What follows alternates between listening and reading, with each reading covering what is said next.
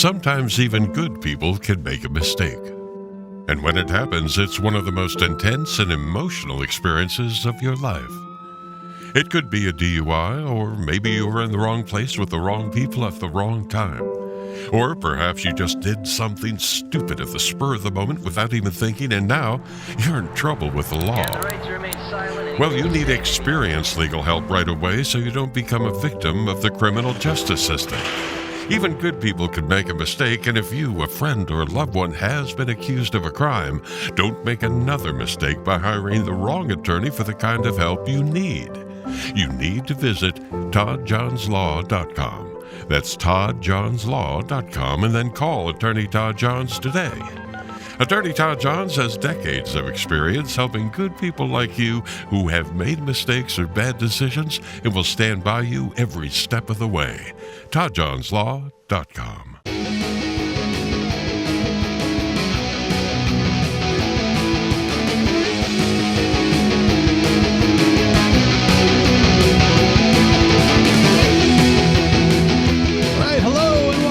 That's enough out of you. I am your host, Mr. Bill Rader, and joining me is my co-host, Mr. Sean Kane. Sean, how's it going today? Billy Reyes, how you doing, buddy? Doing okay. Can't complain. Pick out the Metallica shirt today, buddy. The Rocket. Love it. Love Metallica. Metallica was like my religion back in the day. I hear you, buddy. Yeah, I still love Metallica, but not Me too, buddy.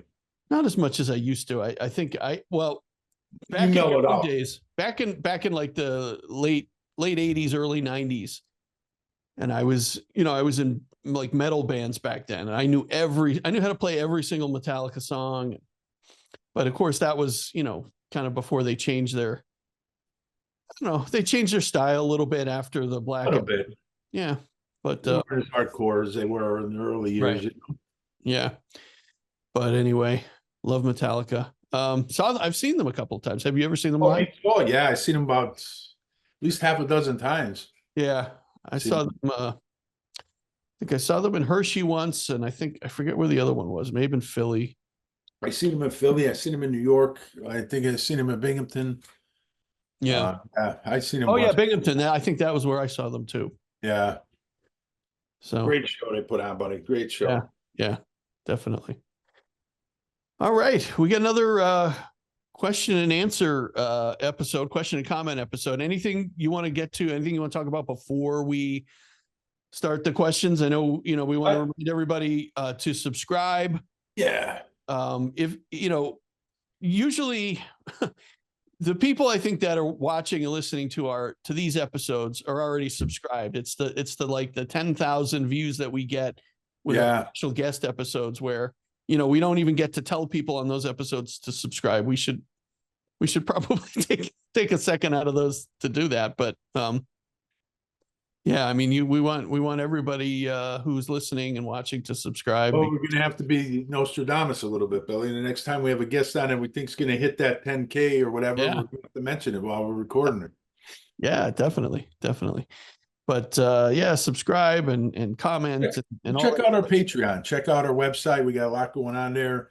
Yeah, a lot of good stuff on the Patreon. The speakeasies are up. They're doing really good, Bill. And there's always material every week. Something's going on, and we could keep current events on Speakeasy. Yeah. Our patrons love the Speakeasy because it's kind of like this. It's kind of just like a back and forth with us. We just talk about the events of the day and stuff that's happening, because these episodes are typically 3 to 4 weeks behind. So by the time you're watching this, it'll be probably sometime in late January, early February. We're recording it in early January. So, who knows? I mean, the world could blow up by the time that we actually air this. Who knows what's going to, who knows if we're still going to be a democracy at that point? Probably not, but no. Anyway, we got lots of questions, a lot of great questions. Great questions, Bill. They get better every week. Every time we do one of these, the questions get better, the comments get better. So let's, you want to take a quick break before we get into them, or should we just hit up one of our sponsors, Billy? All right, let's take a quick break, and we'll be right back with That's Enough Out of You. We will be right back. That's Enough Out of You is sponsored by Case Quattro Winery. featuring over 20 flavors of wine, from dry red, dry white, and fruit for your sampling pleasure. Case Quattro Winery offers entertainment, parties, and private events. Check out our full menu with a little something for everyone, including appetizers, salads, dinners, pizza, and desserts.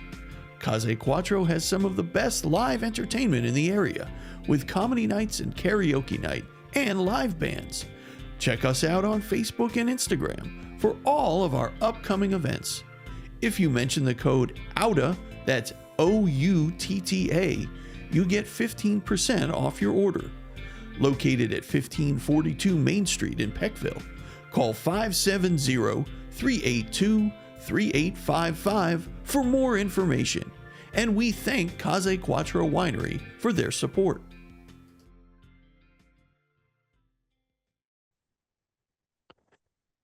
All right, we are back. That's enough out of you. Question and comment and answer episode. These are our favorites, Sean. These we love doing. Right. All right, let's get right into these because we got a lot to get to. A lot. Let's do them. All right, the first one comes from Silvio Dante's Suit and Tie. Another great name. And he's back. This is a couple from him now. Yeah. And all right, this one you'll have to take this one, Sean. Billy and Sean, please clear something up for me. Was Mad Dog Sullivan a member of the Westies? I hear this all the time, but I don't believe he was associated with them. I thought he worked for the Gambinos. Also, didn't the Westies kill Hoffa and bury him in the Meadowlands end zone? Well, we know that's not the case. But Mad Dog Sullivan, Sean, I would have guessed was like a 70s professional wrestler. Yeah, no, he actually was a gangster, Bill, but he was not a Westie. And this is the problem. There's so much disinformation out there because he is portrayed so many times by historians, mob historians, and even other gangsters call him a Westie. He was a hitman for the Genovese crime family, Bill, and he worked through Fat Tony Salerno, who worked, and this is a connection with the Irish and the Italian, the unions.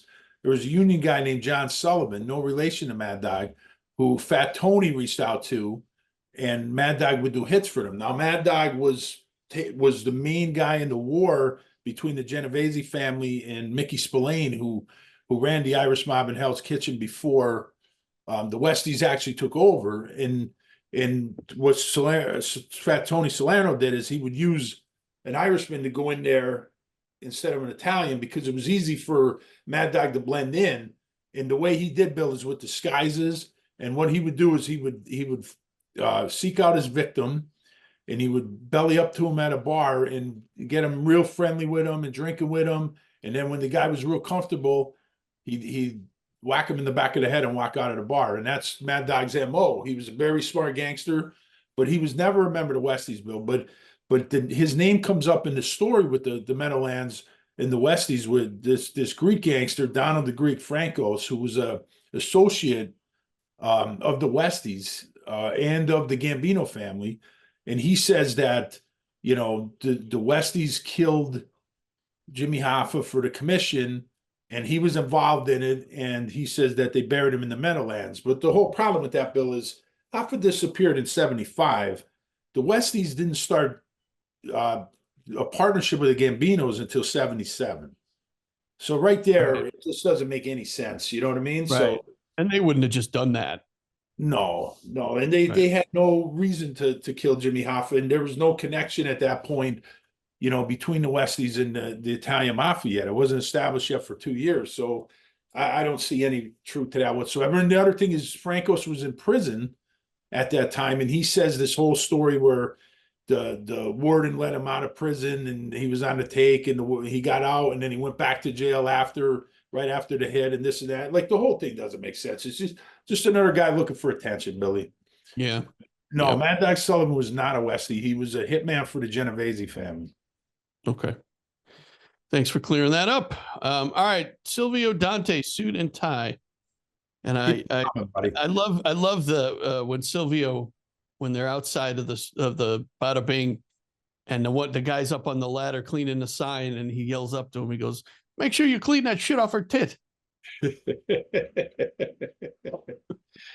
He's something else. Oh my God. All right. All right. Next one comes from James Shen, 2051. Was wondering, now keep in mind, this as we record this, we haven't had the national championship game yet. So we don't know what happened in that. We know that Notre Dame will be in it. They'll face Ohio State. We have no idea who won it, but was wondering why people in your area are such huge Notre Dame football fanatics. My mom is from Carbondale, and all four of her brothers are huge fans, and they're not Irish at all, which cracks me up. Love your show. Also, comment on the McBride show. So the same Dan Rather, who has never explained why he lied about the direction Kennedy's head moved after being hit, was upset 5 days later that the country went back to life as normal. Sorry, not buying it. Maybe if he had told the truth about what had actually happened, people would have demanded the truth. He's one of the biggest villains of the whole cover-up to me. Let's start with that first, Sean, then we'll get to the Notre Dame stuff. The only issue I take with this, James, is I don't think the country went back to normal 5 days later. I think there was a long time before things started to get, and we talked a little bit about that, Sean, with the Beatles. Yeah. You know, it kind of took the Beatles coming over to start, you know, they came over in early 64 and started, you know, people started talking about the Beatles and things. People started to move on, but I don't think it happened 5 days later. No, I personally don't think we ever recovered from it. Right. I agree with you there. I don't think so. And as far as Dan Rather, we know Dan Rather, you know, he lied to the people. He said that he saw the Twitter film and, you know, the Kennedy's head goes violently forward. And we know that's not true. It went violently back. And he never came back and corrected himself on that. No, the only thing is, though, you know, and Bob Tannenbaum, who was investigator in the House Select Committee, he was a prosecutor from New York, a great prosecutor, never lost a murder case, I believe. And he said that Dan Rather told him, like, off the record, he said, boy, we really screwed up, meaning the media, we really screwed up on the JFK case. So he knows. I mean, they all know. Yeah. Sure. You know, sure. Yeah. All right. And then as far as a lot of people here being, you know, Notre Dame fans, I think it's basically, I mean, there's a huge Irish population here. That's a big reason why. That's a big reason. Well, what were you going to say? No, I don't think it's just Irish, you know, the Irish people that are fans of Notre Dame. I think there's a lot of. Well, Bill, I think it goes back to, if you listen to the movie Rudy and you hear Ned Beatty's great speech when he's in there and the father's talking to the girlfriend, Rudy's girlfriend asks, why do you care so much about Notre Dame? And he says, you know, he talks about how being the son of an immigrant and immigrants coming over and being, you know, Catholics were outcasted at that time. So Irish, Italian, Polish, when they came over, he's, you know, the WASP that had control of everything, they looked down on the Catholics. They looked down on especially the Irish and stuff. And he says, you know, to be son of an immigrant and be able to play for this school and root for this school that's playing against all these big rich kids and these schools that have 100,000 students, and Notre Dame only has like 12,000, and this small school to stand up to these, and that's the Notre Dame mystique. And it's not just about being Irish or Catholic but you know, they've had players that were Muslims. Their quarterback right now, Bill, is a Scotch Irish, born again Christian Protestant kid from Alabama, Riley Leonard. I mean, it's not, you know, it's about buying into that mystique of Notre Dame that's different from other schools. And that's what makes the Subway alumni, like, you don't have to go to that school to you know, have it represent you and you know, be your school. You know what I'm saying, Billy? Right. Sure. And that's why a lot of people that they don't have to be Irish Catholic to root for Notre Dame or play for Notre Dame or. Yeah. And, you know, I'll be honest with you, Sean. I mean, I was never a big college football guy. You know that before I started talking to you guys, I never really cared much about college football. My dad is originally from New York, born and raised, and college football is not a huge thing in New York. Not like it is here. So we were never really big college football fans. But, you know, when we moved here, it changed because everybody here either loves Penn State or Notre Dame or, so I just hanging out with you guys, I just kind of became a Notre Dame fan, and that's sure. I mean, I'm not strictly Northeast PA. I think a lot of it is the Irish population here, Irish Catholic population. Sure. That's the big thing here. But nationwide, I think it's more than that. You know what I mean? It's more than just being Irish Catholic. I mean, I consider Notre Dame fan now. He considers it his team, you know? Yeah, I mean, I consider Notre Dame to be like the Yankees or the Cowboys. They're kind of like a national team, right? It's not just a local fan base. Sure, so, they're definitely a national team. I mean, definitely national, and the only national team, and that's why they have their own contract, and everybody wants to be in a conference, and they don't have to be in a conference because they could stand alone. Right. Yeah, that's right. That's right. All right. Thank you, James. James Shen, 2051. All right. Next one comes from Ra's al Ghul's Sword in Saskatoon, Saskatchewan, Canada. Must be really, really cold up in Saskatoon. It sounds cold right now. You're right. It does. All right. This one is Billy. I listened to an older episode of yours about comic books and superheroes. It was fantastic. I think it was before Sean's time on your show, but you had a woman on with you. Anyway, why did you not do anything more about this? What are your favorite DC Marvel movies and TV shows? So Ra's al Ghul's Sword, there was never a time before Sean and me and Bill started it. We've been doing this from the start. This is I think he's talking about the episode we brought Jenna Riley on. Yeah, so definitely Jenna is a good friend of ours. She actually does another podcast called Garlic Jar, which I think is coming back this year. They took a bit of a hiatus, but Jenna and Matt Serba, who has been on our show before, and you've been on their show. Right. I've been on there a lot. Yeah. But anyway, Jenna came on to do that episode with us. It's one of our older episodes, one of the first ones that we did. And I think there may have been like one or two, Sean, that I did that you weren't on. Maybe that's why, because I know that hockey. Oh, you did the hockey one without me. I know that. Which I'm sure if he's living in Canada, he probably listened to that one. So he probably thinks that, I started this and then you joined at some point, which isn't the case. But anyway, and so Ra's al Ghul's Sword, you're probably one of the 5 or 6 people that actually listened to that hockey episode. But yeah, I mean, as far as doing that again, we'll probably at some point we'll do another one. I'd love to do a Batman specific episode, Sean, where we just kind of focus on Batman because there's so much Batman. Well, I think my favorite though is the Nolan trilogy, as far as seeing Batman. Yeah. And as far as the TV shows, I always liked the Arrowverse and the Green Arrow ones. I thought they were really good. The Flash, and then the Marvel movies. I mean, so many of them were great. I mean, all the Avengers. Yeah. I mean, so yeah, I mean, we're definitely into that. I mean, just that episode was a long time ago, and maybe we'll do it. And then maybe when Garlic Jar starts up again, we'll help them out and we'll come on their show, because I was on their bill a lot. I even brought Nathan on one show. We did a Martin Luther King, and me and Nate did it. It was that's right. Yeah, I was on their show about 8-9 times before we started this one.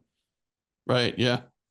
Yeah. We'll definitely do one. Like I said, I'd love to do, because there's so much Batman content between the comic books and the TV show and the, all the movies.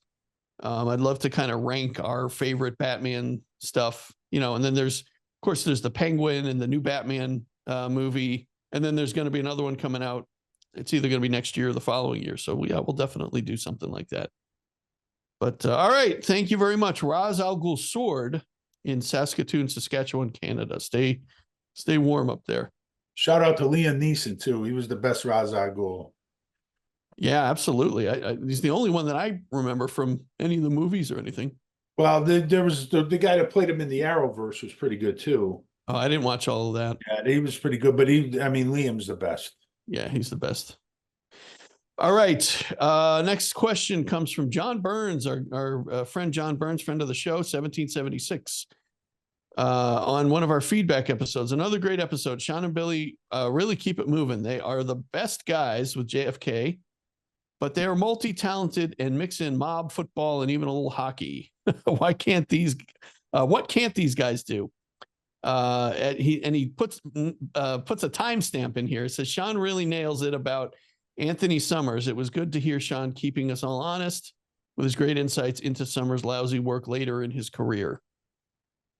Yeah, we talked about him. Summers is just terrible later on. He did some good early work, but then once he got into the Marilyn Monroe stuff, just like everybody else, he wanted to capitalize on it, make money, and ruin her reputation and ruin the Kennedy's reputation, and his work became terrible. And I got no respect for Summers, zero, zilch. Yeah. But thank you, John Burns. He's great comments, and I always appreciate it. It's always high praise coming from John. Definitely. All right. Thanks, John. Appreciate it. All right, moving on, Sean. We're going to get through these quickly. Dobson in Miami, our old pal Dobson, who's a big Hurricanes fan down there. John and Bill absolutely love the NIL episode with the coach. But Sean, what the hell did you do with your fists? Your knuckles were bloody. It looked like you were in a fight with Dana White. Also, Sean, you must be part Italian, the way you talk with your hands. Bill definitely looks Italian. Okay, question. What are your thoughts on the SEC crying about not having enough of their team, enough of their teams in the playoffs? Well, first of all, Sean, you got to explain the bloody knuckles. Well, okay, so we were watching the game, and I'll put a picture of that. Italian, Bill. I'm not Italian. I do talk in my hands, but I'm actually Irish and Polish, and you're Jewish, Bill. So neither one of us are Italian, but right.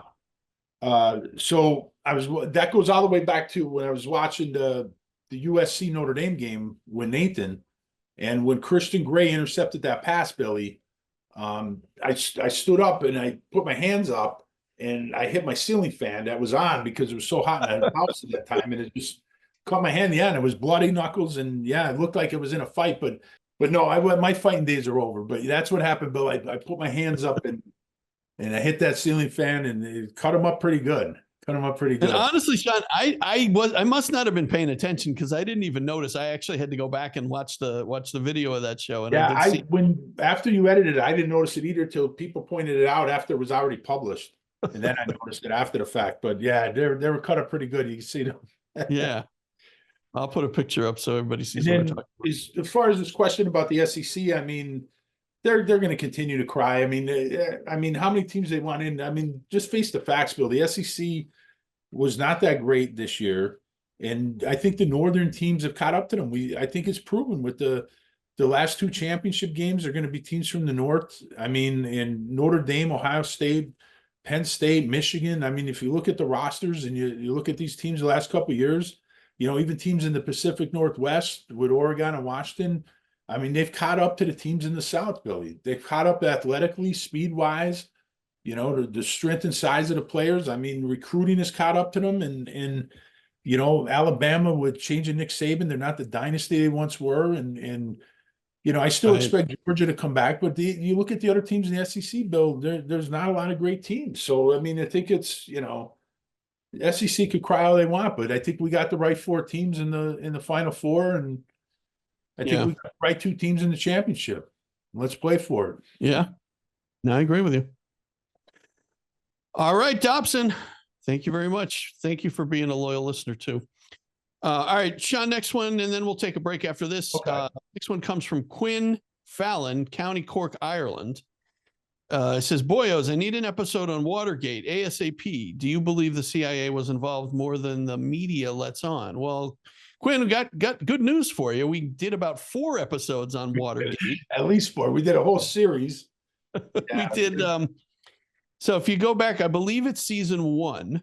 If you go back to our first season, we did an episode on the vice president, who I forget his name now. Spiro Agnew. We did a full episode on him. And we did the Watergate.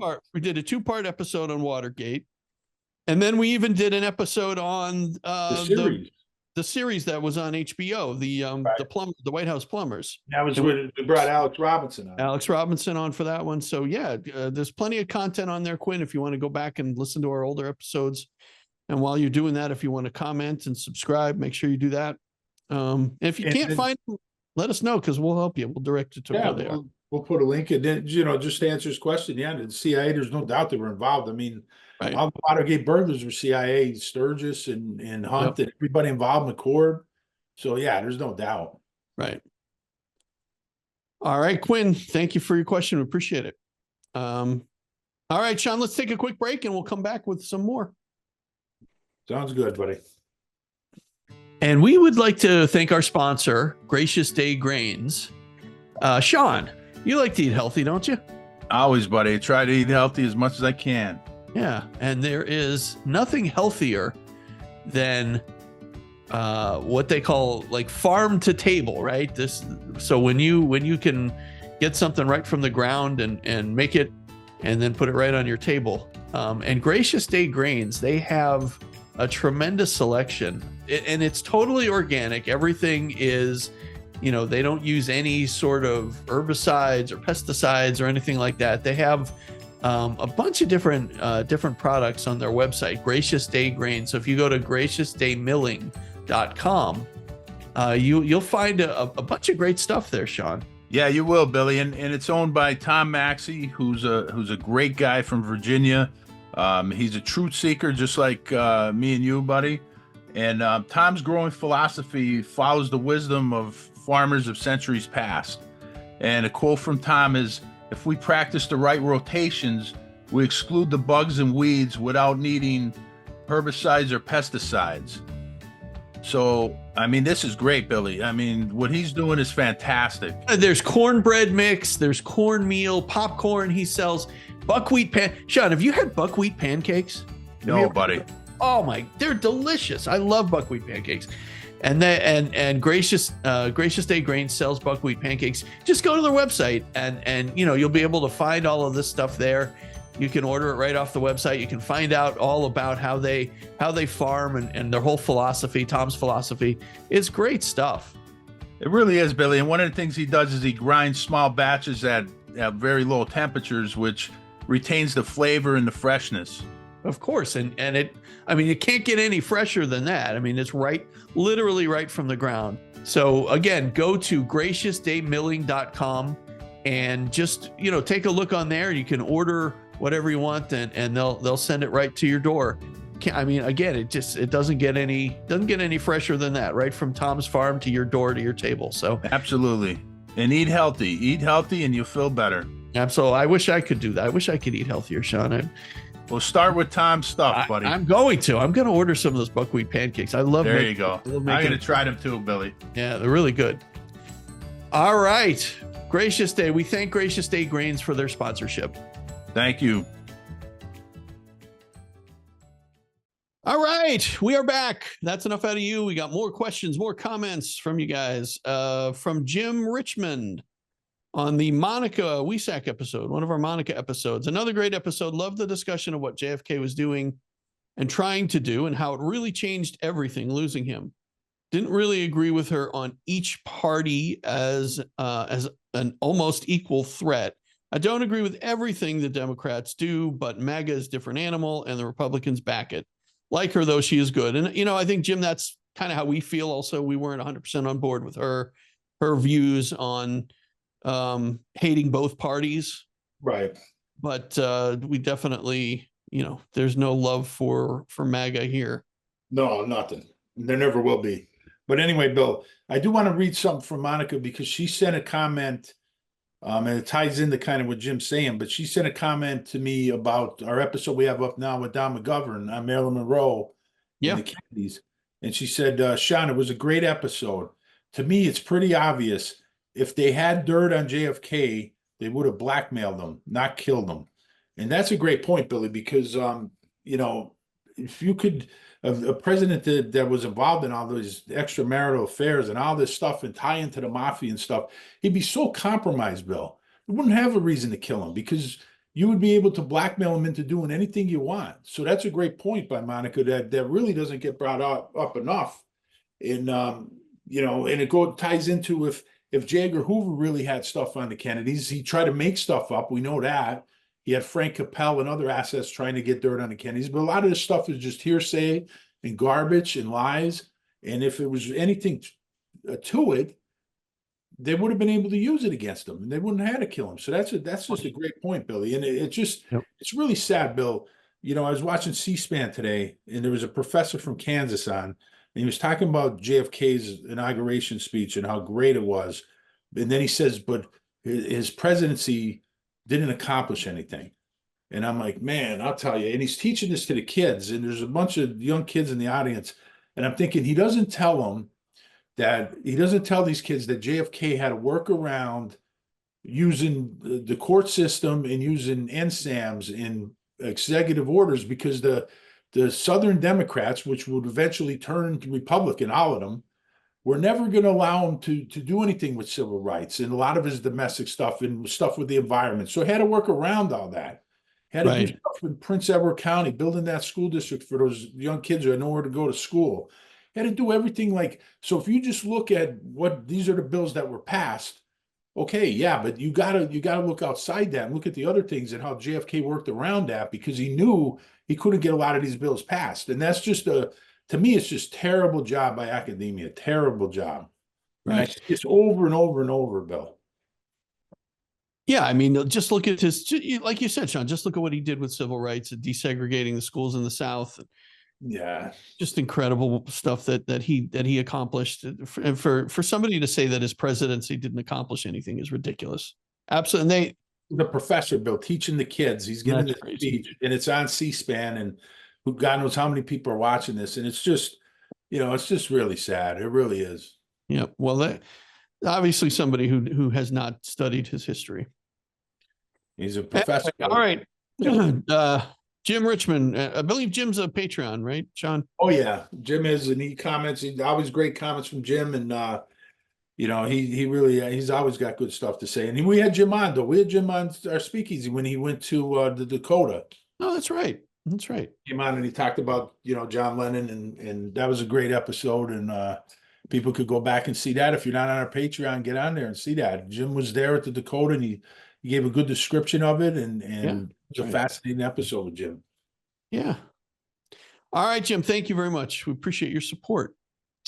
All right, we got a couple coming up here, Sean, from the legend, the myth, Mr. Rawhead Rex. Rawhead Rex. This one is on the Kansas City Mob episode that we did. He says, good episode, even though I'm completely crushed knowing the baseball bat scene in Casino never happened in real life. Well, it just didn't happen that way, Billy. It just didn't happen that way. I mean, they lured them down to a basement, and guys are waiting for them, and they beat them with their fists, and then they took them and put them in a trunk and drove them to Indiana, and they buried them. They were still alive when they buried them. So, they just took a different twist on it. But that's how it was. But overall, that was, it was pretty fairly accurate though, the movie. Yeah.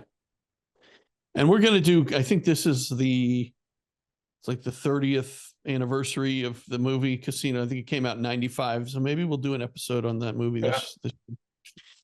All right, Rawhead. And let's do another one from Rawhead. Then I'll circle back and do the one that was in between on my list here. Okay. Sean and Bill, I just wanted to say how I enjoy the college football updates you do. And I would like to hear you comment on NFL news as well, especially now that we're getting closer to the playoffs. Well, we're in the playoffs now. I know Bill is a Giants fan, so he follows the NFL as a big Bills fan. Maybe if they make the Super Bowl, you guys could jump through the table like they did on NFL Today pregame show a couple weeks ago. Anyway, keep up the good work. Sincerely, Rawhead Rex. P.S. Billy, go Islanders for life. Sean told me to say that. Well, thank you. Thanks, Rawhead. I think Rawhead we're not going to do NFL updates, Rawhead. Sean is not an NFL guy at all. So I mean, you and Nathan could do one and bring Rawhead on, and you guys, the three, you could, and I'll just sit there and listen. But I don't watch the NFL much. But Rawhead, he's funny though. Rawhead is funny. What else did you say there, Billy? What was the Islanders, Bill? I think he's a closet Islanders fan. I think he's a big hockey fan. I think he is a big hockey fan. In fact, I'm gonna see if he wants to go to a Scranton Wilkes-Barre Penguins game or Wilkes-Barre Scranton Penguins game. I'm sure he'll be pounding on the glass, Sean, screaming at them. All right, Rawhead, you're a good man. Keep them coming, Rawhead. Keep them coming. As we speak, I'm sure he's watching the Buffalo Denver playoff game that's going on. So, he's watching. He's a diehard Bills fan. All right, and then we're gonna do this one from Sabanero in Guanacaste Province, Costa Rica. I think I probably messed that up, and if I did, I apologize. We're all over the place, Billy. I know. Okay, you mentioned in the episode with Matt Crumpton that Dr. Jolly West visited Timothy McVeigh. I don't think it's Timothy McVeigh. This needs to be an episode. Yeah, it is. More. It is? Yeah. Oh, okay, that's right. Timothy McVeigh before he died. That's right. In 95. He brought that up. And go ahead. And what was the rest of that? John Judge called McVeigh I think this should be schmuck in the truck. Yeah, schmuck in the truck. Schmuck in the truck. John Judge, a late researcher, great researcher. You need to do an episode on the Oklahoma City bombing. We're working on it. I'm currently reading a book, Bill, one of the like 6 or 7 from authors I have. But we're trying to get an author on there that wrote the book on McVeigh, and yeah, that thing opened the door when Matt said that about Jolly West going to see McVeigh. That really got my interest up. So I've been looking into a lot of different things, and once again, Bill, there's a lot of things that just don't add up. And again, we're not saying he's innocent, because he's definitely not innocent, McVeigh. Sure. It's kind of like the Manson thing, Bill. There's a lot of people around him, kind of like with Charles Manson, and you start to see, boy, here we go again. Like, why would Jolly West be going to see him? Yeah. And so, yeah, we'll be doing an episode down the road, and hopefully, we're trying to work out the logistics of getting this author on. I don't want to say the name yet, but hopefully we could get the author on and really go in depth. That'll probably be a couple episodes. We're not going to be able to cover that because the book's like 800 pages that I'm reading, Bill. Wow. Book, yeah. Wow. Okay. So we'll get into that. All right. Sounds good. Sabanero, thank you very much. Appreciate that. All right. The next one comes from the latest flame, Dan Hinkie, another one of our Patreons, on the McBride episode. Tremendous interview. From Capra and Ford to Spielberg to Into the Nightmare, just incredible. I wonder how Joseph feels about Dylan's Murder Most Foul. That's a song from Bob Dylan, Bill. Did you hear it on the on JFK assassination? I'm sure I've heard that song, Sean. It doesn't come to mind. He wrote it in I think it was like 2017, maybe 18. Okay. It's really, and it speaks to a conspiracy, and just all the lyrics are like really in depth, multi-layered. I mean, we could do a whole show on the lyrics of that, Billy, and what he's talking about. It's really fascinating, and just brilliant by Dylan. And I know Jim talked about it on a couple of shows. Jim DiEugenio, he went into a lot of the lyrics. He might even have an article on his website on it. I forget, but yeah, we should probably do something on that. Maybe a speakeasy on that, Bill. Okay, sounds good. Yeah, maybe we'll even have Dan on for that one. Yeah, definitely. All right. Thank you, Dan. Madawan Massacre. I'm going to have to order from Gracious Day Grains.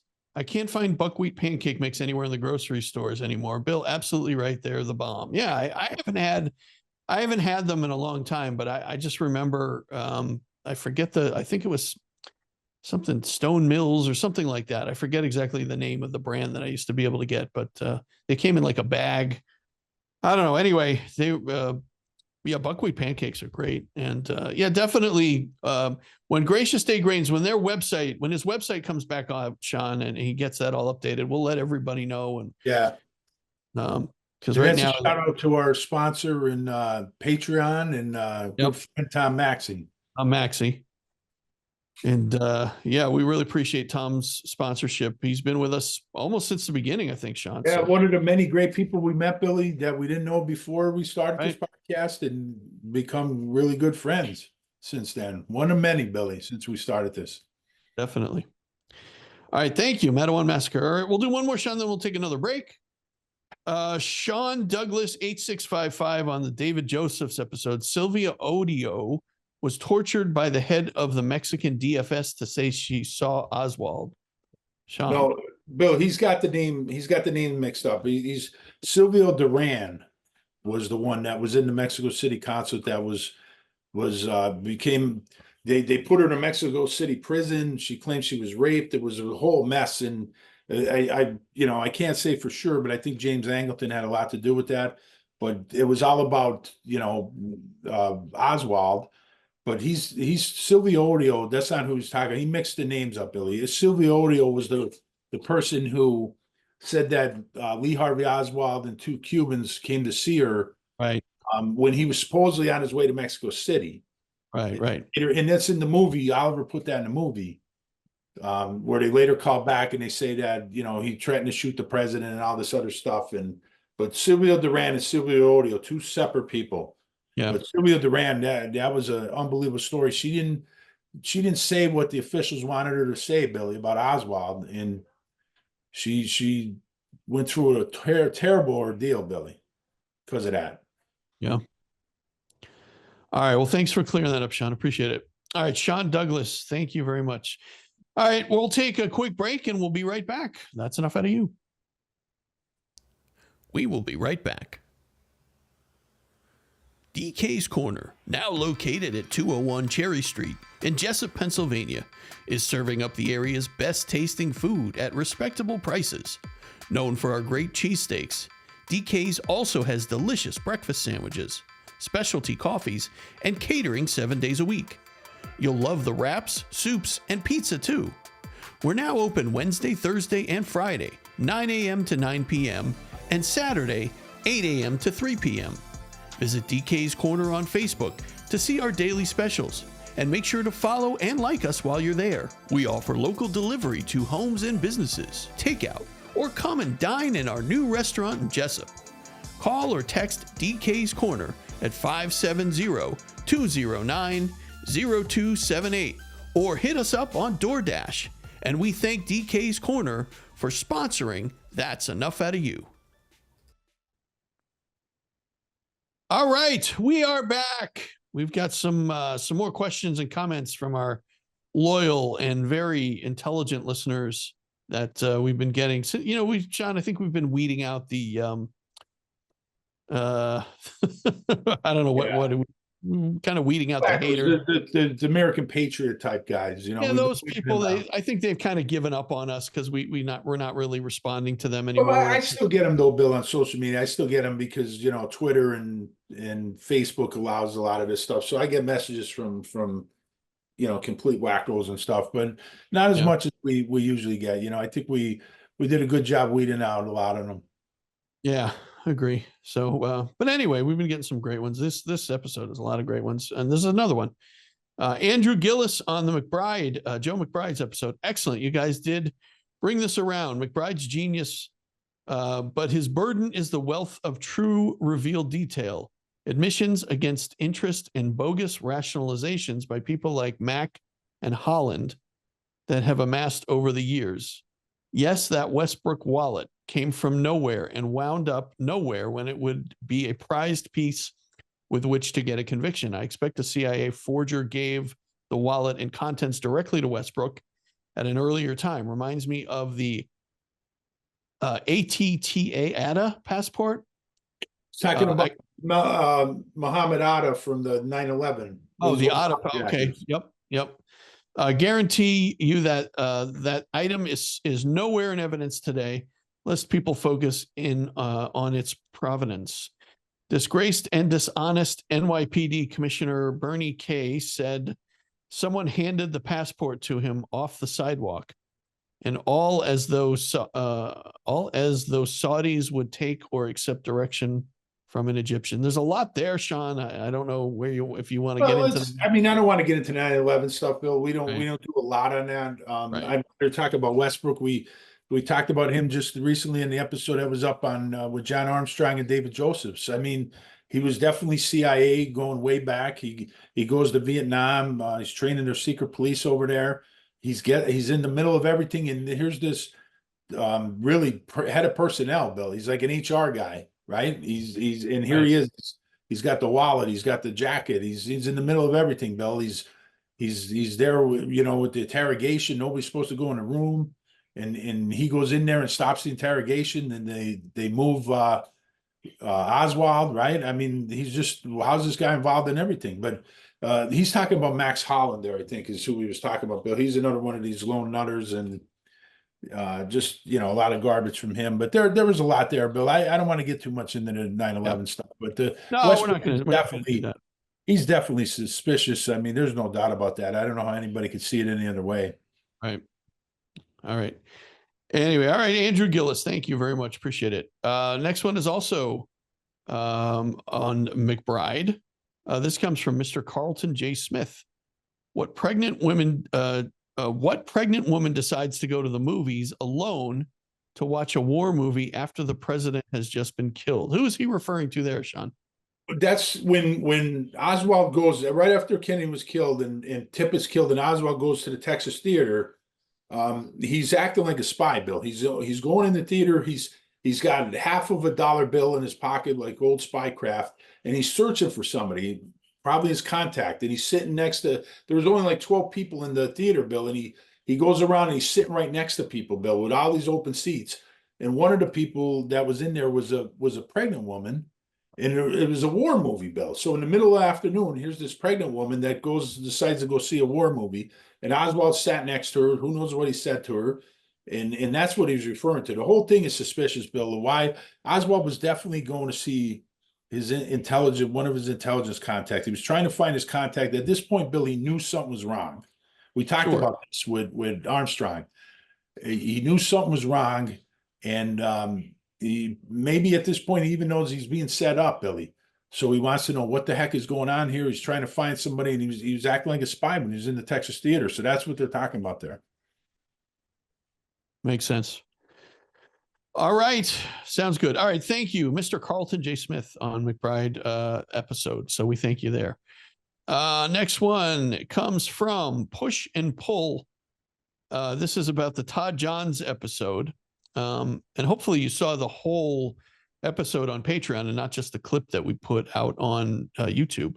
Right. Consider the scenario that he may have been a brainwashed Manchurian assassin, MK Ultra, who was used to take out a CEO in a law case before he could rat out on other people in the industry. I mean, you can come up with any scenario you want at this point. It's we don't know the truth yet. It's too early, Bill. It's too early to. Right. And this is the problem, Bill. When you try to figure out stuff that's going on today and seeing if there's any intel connections or if it's a operation, it's so hard to do, Bill. When we're looking 50, 60 years ago and still trying to put all the pieces together, so it's impossible to know what's going on. And again, you can't just assume everything is an intel op, and you also can't assume that everything is just as the officials are telling us. So you have to do your own research, but it takes time, Billy. And the stuff that's happening now, I mean, there's a lot of craziness going on in the world. Who knows what's really behind it? Yeah, and a lot of times, Sean, the media wants to put out their version of it, their story, the official story, and they just kind of want everybody to feel okay, this is over now. When in fact it could very well be some black op. We don't know that, but we also, could also just be a crazy guy. I mean, it's very, very possible this guy was just crazy and decided we don't know that yet. So I think the point that we try to make on this show is do the research and don't believe everything you're told. Right? Absolutely. All right. Push and pull. Thank you very much. I got a couple more to do, Sean, from our buddy Mike Pilch, who is our good friend and Patreon, on the Coach Hawanitz episode. A great episode that any college sports fan will enjoy listening to, and a must listen for any parents with kids going through the recruiting process and NIL. Absolutely. That episode, Sean, for me, it was an eye opener, especially, with Coach Hawanitz, who's got two kids in that situation. Going to college, playing sports, and he's very, very aware of all of that stuff himself. It was really eye-opening, very interesting to hear all about that process. Yeah, we'll have to do follow-up on that, Billy, because there's just so much going on, and they're going to have to fix the transfer portal. I mean, it's the transfer portal's open right now, and there's playoffs going on. I mean, Notre Dame just got like 6 transfers for next year, Billy. So Freeman's trying to get ready for a national championship game, and here he is. He's still got to monitor the portal. Notre Dame's lucky to not have anybody jump in, and I think that speaks to Freeman keeping everybody together and buying into the program and stuff. But I mean, the people that are jumping in the portal is just crazy, and the money that's being thrown around, Billy, and you see the TV contract. I mean, college football's changing, Bill, but overall, I think the playoffs, I really enjoyed them so far. I mean, not just because Notre Dame's in it and doing great. I mean, it was really exciting. There was a lot of exciting games, And that Notre Dame Penn State game was a classic, instant classic, and Great game.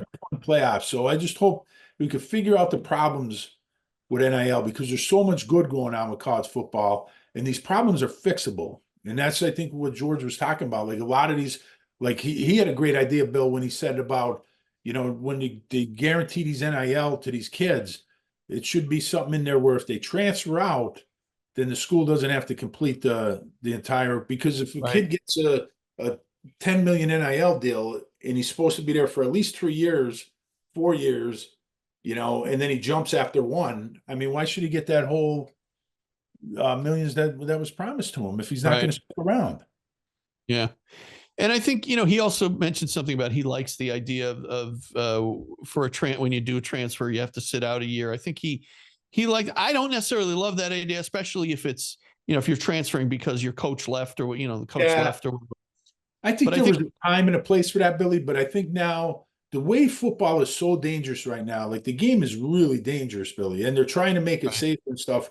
Like your career could end in a heartbeat. So, I mean, you could get an injury. You're one injury away from just never playing again. So I just think, let the kids play. I don't necessarily agree with that. Like if he transferred, but they should limit it to one transfer and then an exception.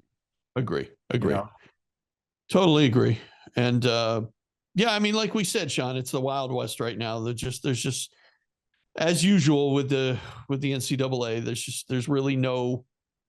Looking at it, it's fixable, Billy. It's fixable, but they're just not.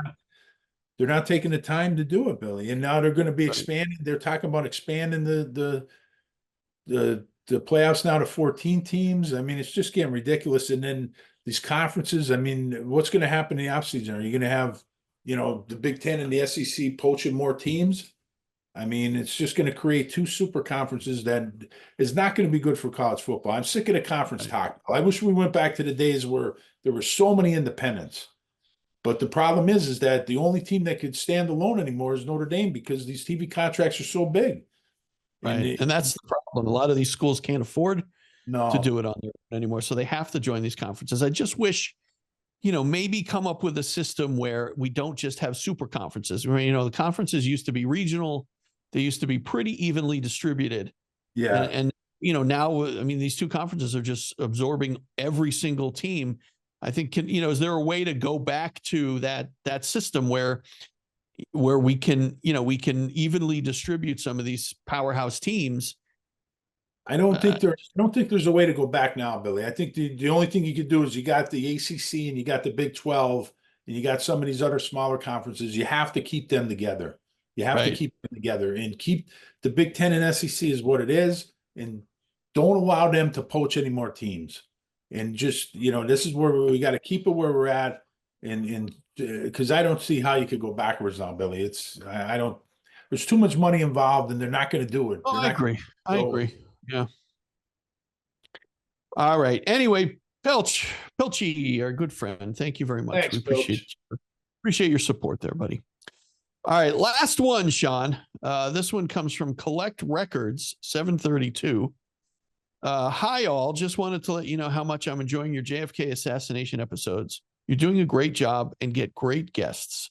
Thank you for doing deep dives, appealing to those of us who are a bit deeper into JFK assassination research.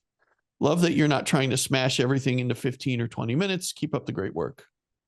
Well, we appreciate that. Yeah. And, Sean, you take a lot of pride in these episodes and getting the researchers and the authors that we get to be able to go deep into these, because there's only so much we can bring to these on our own. We really, I think so much of it comes from the guests that we're able to get. Well, I think we're trying to get more specific on what we do and what we could talk about. But I mean, to be honest with you, lately, I mean, I've studied everything on JFK that I think I could, and same thing with the mob stuff. So I think right now I just got to go back when we have a topic, just kind of rehash stuff, refresh my memory and stuff. In the last year or two, what I've really been doing, Bill, is really looking into the Marilyn Monroe stuff and the Kennedys and Marilyn Monroe and Kennedys and the mafia, and really doing my own research, not just going on what other people like Don and Jim Diogenio and Lisa Pease did, but doing my own research on that, Billy. And, what I found is that, 99% of that was either completely made up or exaggerated. And that's the sad thing about the whole thing. And the other thing, I'm looking into specific areas, like I've been doing the Robert Mayhew episode, and that'll be coming up. I know a lot of people keep asking about it, but it's taking a lot of time, Bill, a lot of work into it. And right now we got authors that want to come on. And like I said before, I have like 6, 7 books from authors I'm trying to get to them to read, because we don't want to just bring somebody on and I want to make sure that their research is good, and we're not promoting anything that could be provenly false. And I also want to, do my own research on it. So that's always important before we bring a guest on. So we're going to have some new guests coming up. We got some big names coming up that haven't been on our show yet, and we have them booked. And we got some new topics, and we're going to start to get more specific, Bill. As we go into JFK, we have to go, really specific in different areas and go a deep dive on certain areas. And that's what I think we're doing in season 3. And we definitely don't want any Clem Heyman types coming on our show. No, but the problem is, Bill, is trying to discredit, his work is really hard because the media fell for it. And the sad thing is that some JFK researchers fell for it too, and didn't do their own research. And they believed that some of these people like Peter Lawford and others were saying this stuff when it was really Heyman in these fake interviews that were saying this stuff about the Kennedys and Marilyn Monroe and stuff. And now it's like all these years later, you're trying to debunk that, Bill, and it's almost impossible to tell people that have their mind made up. Right. I mean, these are interviews that he conducted post-mortem somehow. Yeah. Like Peter Lawford changing his story 15 years after he died. I mean, isn't it 15 or 20 years, whatever it was? Something like that. Yeah. I mean, ridiculous. Yeah. Well, you know what? It's like I said when we had Don on. It's a lot easier for the media to grab onto these sexy stories because they get ratings, they get people interested. The fact is that most of them are just bullshit. So, and the other thing I do want to say, Bill, when we say stuff like this, like a lot of times I talk to these authors. We created a good network here and a good relationship with a lot of them, and they'll tell me things that they have from their sources, and they'll tell me, I don't want this on the podcast, but I'm going to tell you this. Right. So when I say stuff like, I could definitely, for 100% certainty, say that the Marilyn Monroe stuff is nonsense, the Mob Kennedy stuff is nonsense. Like there's a lot of stuff I'm not even that I can't tell you that's factual, that proves that stuff is garbage, that I just can't say because we have a trust created with our authors and we don't want to betray that. And when they say, please don't put this out, we're not going to put it out. But there's stuff that I know that I could guarantee, Bill, that this stuff is garbage. And it's hard to argue with people that don't do the research, don't have the knowledge that we have, and don't have this inside information that we have with our authors, and yet they're still arguing just because they believe what they've been told all these years, and they just don't want to change their mind and they don't want to look at the facts. Well, and half the time, Sean, their argument is, well, come on, right? That's what they say. JFK was a womanizer. That they had an affair. That. No, we don't, because there's no factual data to back that up. So we don't know. Exactly. But and you see that with some books, they even put that right in a book, Bill. They'll put I seen it where they put, well, we know JFK had an affair with Marilyn Monroe. Well, how about some sources there? Right. You know what I mean? How about instead of just saying that general statement there, how about giving me how about some footnotes? Right. Well, anyway, all right. Collect Records 732. Interesting nickname there. All right, Sean, this has been again another great Q&A episode. I love doing these because it's so much fun. And just knowing that we've got listeners in Costa Rica, we've got listeners in Ireland, we have Africa. I mean, Sean, so many different places around the globe. We were hoping just to get, when we started this, just to get some local people to listen to our show, but we've got a worldwide, a global following here. We really are humbled and so appreciative of all. And I like the comments, Bill. We're getting some of the same people will comment every week, but then new people start commenting. That's great too. Yeah. We still got a bunch of them in the the pipeline, Bill. So we're always going to have these shows because there's so many. We're never going to run out of them. That's for sure. So, all right. I know I sound like a broken record, but please subscribe, like, comment, look at our Patreon. We're not begging, but if you're interested in more content from Sean and I, we do a weekly show on our Patreon called The Speakeasy, and we put a lot of other information on there. Sometimes we have exclusives on the Patreon. So if you want to go on Patreon, just look us up. That's Enough Out of You. You could sign up for as little as $1 a month. We're not looking for, 20, 30, 40 bucks like some of these other creators are. It's, a buck. We have different tiers, but they start as low as $1. So please check us out there. And Sean, anything else before we wrap up this week? No, I think you covered it there, Bill. And we're going to keep on telling the truth every week, buddy. We're going to keep at it, and we got a lot of good shows lined up, Bill. All right. We don't know anything else. That's right. All right. Go Rangers, Rawhead. And we'll see you guys next week. Good night, everybody. That's Enough Out of You podcast is executive produced and written by Bill Rader and Sean Kane and edited by Bill Rader. The That's Enough Out of You podcast and logo are exclusive property of Bags of Chicken, LLC. Any rebroadcast, retransmission, or accounts of this podcast without the express written consent of Bags of Chicken, LLC is prohibited. So don't even try it.